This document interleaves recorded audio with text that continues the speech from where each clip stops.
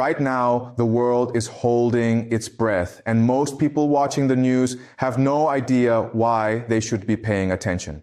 3 weeks ago, Iran rejected a pipeline deal with Pakistan that had been under negotiation for 17 years. Every analyst treated it like a diplomatic failure, another stalled infrastructure project, another example of regional dysfunction. But here's the thing, this was not a failure at all. It might be the most strategically brilliant move Iran has made in a decade.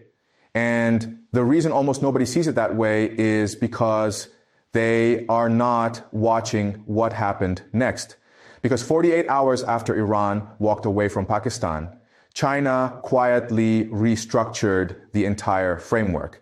Not through a press conference, not through a public announcement, through a series of coordinated meetings in Beijing involving Iranian energy officials, Chinese state investment funds, and representatives from 3 Central Asian republics that most people could not locate on a map. And right when that restructuring happened, do you know what the Pakistani government did?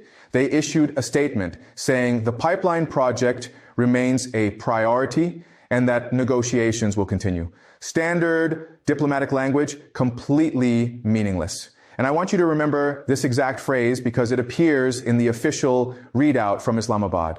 All parties remain committed to mutually beneficial energy cooperation. Now you're sitting at home thinking, hold on a second.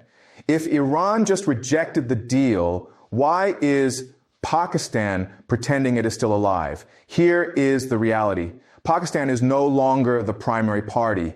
The deal they are talking about is not the deal that was rejected. And the country that now controls the entire strategic chessboard in South and Central Asia is not the country that anyone was watching. Let me back up and explain what actually happened, because the way this is being reported makes no sense unless you understand the 15-year context that led to this moment. The Iran-Pakistan pipeline, sometimes called the Peace Pipeline, was first proposed in the 1990s. The concept was simple. Iran has the second largest natural gas reserves in the world. Pakistan has chronic energy shortages that its economy every summer. Build a pipeline from the Iranian gas fields near the border to the Pakistani industrial heartland, and both countries benefit.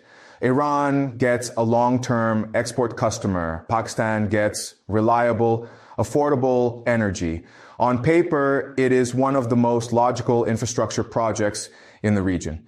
But it never happened. And the reason it never happened is because the United States spent 2 decades threatening Pakistan with sanctions if they completed it. Not mild sanctions, not symbolic penalties, but the kind of financial isolation that would cut Pakistan off from international banking, from IMF loans, from the entire dollar-denominated global economy. And Pakistan, which is perpetually on the edge of economic collapse, which relies on external financing just to keep the government operational, could not afford that risk. So the project stalled year after year, contract after contract, deadline after deadline, always delayed, always just out of reach. But here's what changed. In the last 3 years, the global financial architecture that gave Washington the ability to enforce those threats has started to fracture. China has built an alternative payment system that allows countries to trade in Yuan without touching the dollar. Russia has demonstrated that a major economy can survive outside the Western financial system if it has the right partnerships. And a growing number of countries, particularly in Asia and the Middle East, have decided that the cost of defying American pressure is lower than the cost of remaining dependent on American approval. Pakistan saw this shift, and about 18 months ago, they approached Iran with a revised proposal. Forget the old framework. Forget the terms that were negotiated in the 2000s. Build a pipeline under a new financing structure that uses Chinese development loans, routes payments through Yuan-based clearing systems, and insulates both countries from direct sanctions risk. It was a clever proposal. It addressed the core problem, and for about a year, it looked like it might actually work. But then Iran said no. And this is where it gets interesting, because the reason Iran rejected the deal was not that they do not want to export gas to Pakistan. It is that they realize Pakistan is too small, too unstable, and too strategically limited to justify the investment. Because here is what most analysts miss. Building a pipeline is not just about connecting point A to point B. It is about creating infrastructure that can scale, and a pipeline that only serves Pakistan, a country with a failing economy and unreliable payment capacity, is a bad investment. But a pipeline that serves Pakistan and connects onward to China, to Central Asia, to the entire regional energy grid that Beijing is quietly assembling across Eurasia, that is a transformational asset. And that is exactly what China proposed. Not a bilateral Iran-Pakistan pipeline, but a multilateral energy corridor. Iran supplies the gas. The pipeline runs through Pakistan, but it does not stop there. It continues north into Central Asia, connecting to the infrastructure networks that China has been building under the Belt and Road Initiative for the last decade. Turkmenistan, Uzbekistan, Kazakhstan, all of them get access to Iranian gas. All of them get integrated into a single energy market that is denominated in Yuan, financed by Chinese banks, and completely independent of Western oversight. Now, let me say that again, because this is the part that changes everything. What China just did is take a failed bilateral deal and turn it into the foundation of an entirely new energy architecture. An architecture that does not depend on dollars, does not depend on American approval, and does not route through any choke point that the U.S. Navy can blockade. This is not speculation. The framework agreements were signed in Beijing 2 weeks ago. The funding commitments have been allocated. The engineering surveys are already underway, and the timeline, according to sources familiar with the project, is 36 months from groundbreaking to first gas delivery. So why does this matter? Why should you care about a pipeline that most people have never heard of, connecting countries that barely register in Western news coverage? Because this pipeline is not just about energy. It is about the architecture of global power. And what just happened is that China took one of the most strategically important resource flows in Asia, Iranian natural gas, and integrated it into a system that bypasses every institution, every currency, and every leverage point that has allowed the United States to dominate global trade for the last 70 years. Let me walk you through the implications step by step, because each one builds on the last. First, energy security. Pakistan currently imports liquefied natural gas from Qatar and other suppliers at prices tied to global markets. Those prices fluctuate wildly. When oil spikes, Pakistan's energy costs spike. When supply chains get disrupted, Pakistan faces shortages. The proposed pipeline changes that. It locks in a long-term supply contract at a fixed price denominated in Yuan with no exposure to Western sanctions or commodity market volatility. That is a massive upgrade in economic stability for a country that has been on the brink of default multiple times in the last 5 years. Second, financial independence.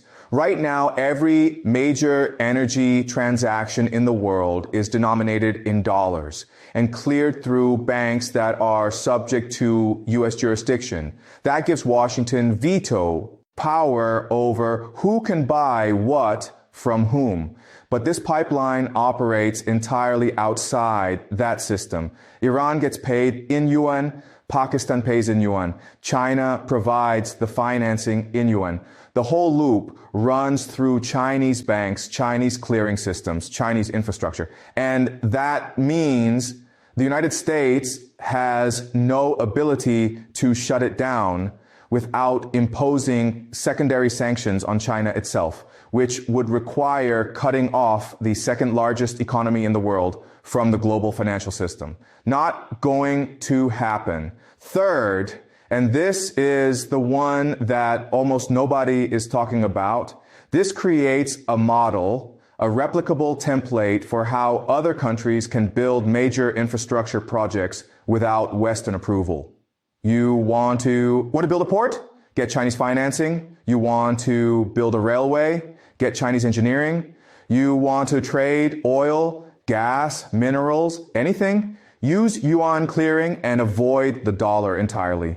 What China just demonstrated with this pipeline deal is that the entire post-World War II system of American-dominated global trade can be bypassed, not through military confrontation, not through dramatic ruptures, but through patient, methodical construction of parallel systems that offer better terms to countries that have been excluded or exploited by the old system. And here's the part that I think is the most dangerous for Washington. This is not about ideology. This is not about authoritarianism versus democracy. This is about interest rates, contract terms, and timeline execution. China is offering better deals, faster approvals, fewer conditions, no lectures about human rights, no requirements to adopt Western legal frameworks, just infrastructure, financing, and trade.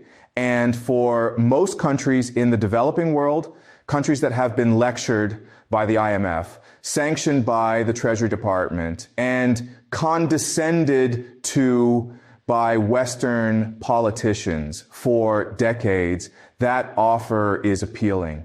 Now, I am not saying this is good. I am not saying this is bad. I am saying this is happening. And the speed at which it is happening is accelerating. Because every time the United States uses sanctions as a weapon, every time Washington threatens to cut a country off from the financial system, it creates an incentive for that country to find alternatives. And China is providing those alternatives at scale. The pipeline is just one example, but look at the pattern. Digital yuan pilots in dozens of countries, CIPS, the Chinese International Payment System, processing hundreds of billions in transactions, swap lines between the People's Bank of China and central banks across Asia, Africa, and Latin America, all of it building toward the same outcome, a world where the dollar is no longer the only option, a world where American financial power is no longer the ultimate enforcement mechanism. And Iran understands this better than almost any other country, because Iran has been living under maximum pressure sanctions for years. They have been cut off from SWIFT, cut off from international banking, cut off from the dollar system, and yet their economy has not collapsed. It has adapted. Oil is traded to China in yuan, goods are exchanged with Russia in rubles, and parallel payment systems have been developed that operate outside Western financial infrastructure. With this new pipeline agreement, that model is no longer experimental. It is being scaled across a broader region. So the question returns, why did Iran reject Pakistan's deal? From one perspective, Pakistan's proposal was limited. It was bilateral, constrained by traditional sanctions risk, and still indirectly tied to dollar-based financial exposure. It operated inside the same old system Iran has been navigating for decades. China's offer was fundamentally different. It was larger in scale, more multilateral in structure, and designed to function outside the reach of sanctions enforcement mechanisms. It was not just an energy deal. It was a framework built on alternative trade corridors, alternative financing, and parallel institutions. For a country like Iran, which has become highly experienced in working around sanctions over the past 20 years, that distinction matters. Now, what happens next is where the timeline becomes important. Construction on the pipeline is expected to begin within roughly 6 months based on already agreed contractual stages. The first major segment running from Iran's border toward industrial zones in Pakistan is projected for completion in about 24 months. A second extension, reaching further into parts of Central Asia, is expected within 36 months. Once gas begins to flow at scale and Pakistan starts receiving stable, lower-cost energy outside traditional dollar-linked structures, the reaction across the region is likely to accelerate. Other countries will begin asking the same strategic question: why are we not pursuing similar arrangements? India, facing comparable long-term energy pressures, is already exploring alternative supply channels involving Russia and Iran. Bangladesh, one of Asia's fastest-growing economies, has been increasing discussions around Yuan-denominated trade arrangements with Beijing. Even Saudi Arabia, a long-standing U.S. partner, has at times signaled openness to accepting Yuan for select oil transactions with China. Taken together, these shifts point to a broader pattern, a gradual fragmentation of the previously dollar-centered system. At the center of this shift is China, which is increasingly providing financing, infrastructure, and trade mechanisms that operate outside traditional Western-controlled frameworks. That said, there are real uncertainties. It is not clear whether the yuan can fully replace the dollar's global reserve role, or whether China's lending model, often involving large capital flows into developing economies with uneven repayment capacity, will remain sustainable over the long term. What is clear, however, is the absence of equivalent competition from the United States.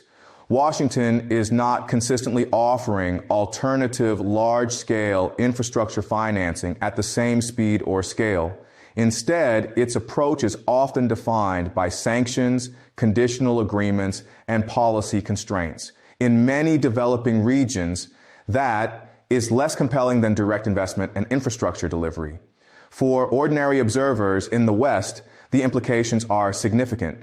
The global financial architecture that has supported decades of economic stability is gradually evolving. The dollar's privileged position as the dominant reserve currency, allowing the U.S. to borrow cheaply and run persistent deficits, is being incrementally challenged. If that process continues over time, the effects would not appear suddenly, but gradually. Higher borrowing costs, increased inflationary pressure, and slower growth in living standards across advanced economies. These changes would unfold over years, not months. The deeper issue from this perspective is strategic. The United States has the capacity to compete in these emerging regions, but doing so requires long-term investment horizons and sustained infrastructure commitments, often over decades. Political systems focused on short electoral cycles tend to struggle with that kind of planning. Meanwhile, China's advantage lies less in sudden power and more in long-term continuity.